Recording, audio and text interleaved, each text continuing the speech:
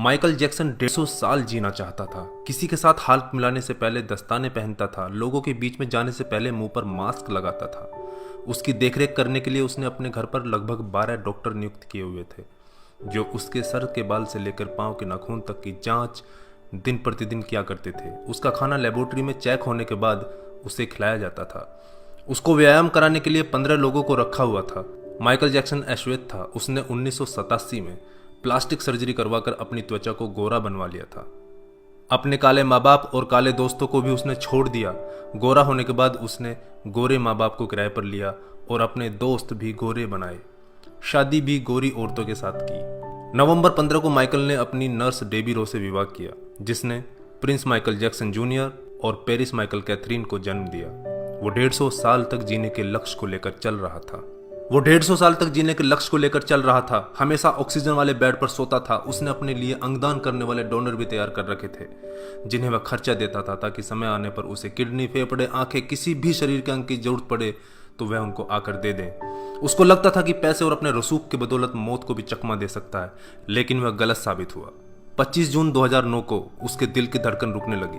उसके घर पर 12 डॉक्टर्स की मौजूदगी में हालत काबू में नहीं आई। सारे शहर के डॉक्टर उसके घर पर जमा हो गए, वह भी उसे नहीं बचा पाए। उसने 25 साल तक बिना डॉक्टर से पूछे कुछ नहीं खाया था। अंत समय में उसकी हालत बहुत खराब हो गई थी। 50 साल तक आते आते वह पतन के करीब पहुंच गया था और जून 25, 2009 को वह इस दुनिया से चला गया। जिसने अपने लिए 150 साल जीने के इंतजाम कर रखे थे, उसका इंतजाम धरा का धरा रह गया दोस्तों। जब उसकी बॉडी को पोस्टमार्टम हुआ तो डॉक्टर ने बताया कि उसका शरीर हड्डियों का ढांचा बन चुका था। उसका सिर गंजा था, उसकी पसलियां, कंधे, हड्डियां टूट चुके थे।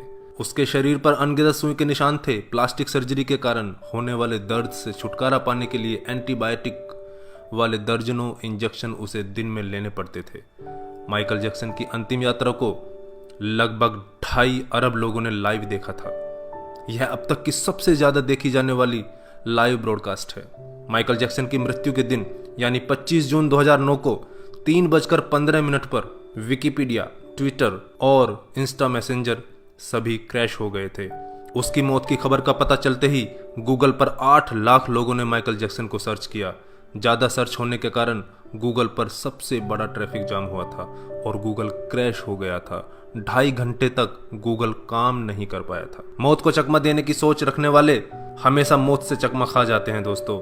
कुल मिलाकर सार यही है कि बनावटी दुनिया के बनावटी लोग कुदरती मौत की बजाय बनावटी मौत ही मरते हैं। क्यों करते हो गुरूर अपने 4 दिन के ठाठ पर? मुट्ठी भी खाली रहेगी जब पहुंचोगे घाट पर। क्या हम builders, interior designers, caterers, decorators के लिए कमा रहे हैं दोस्तों? हम बड़े बड़े कीमती मकानों और बेहद खर्चीली शादियों से किसे इंप्रेस करना चाहते हैं? क्या आपको याद है कि 2 दिन पहले किसी की शादी में आपने क्या खाया था? जीवन के प्रारंभिक वर्षों में क्यों हम पशुओं की तरह काम करते रहते हैं और काम में जुटे रहते हैं?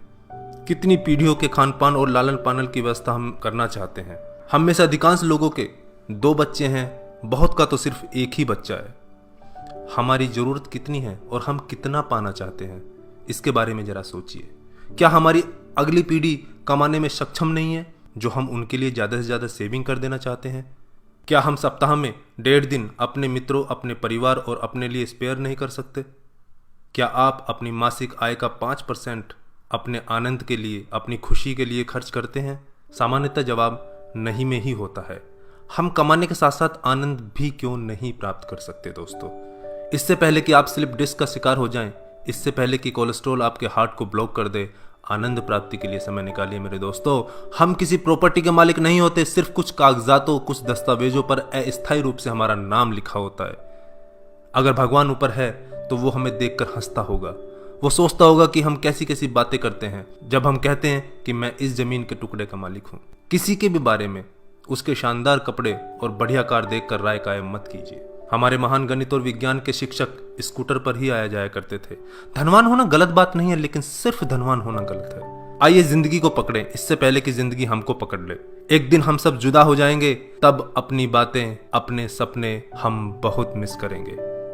दिन, महीने, साल गुजर जाएंगे, शायद कभी कोई संपर्क नहीं रहेगा, एक रोज हमारी बहुत पुरानी तस्वीर देखकर हमारे बच्चे हमसे पूछेंगे कि तस्वीर में ये दूसरे लोग कौन हैं। तब हम मुस्कुराकर अपने अदरस आंसुओं के साथ बड़े फक्र से कहेंगे, ये वो लोग हैं जिनके साथ मैंने अपने जीवन के बेहतरीन दिन गुजारे थे। मेरे दोस्तों, जीना सीखिए।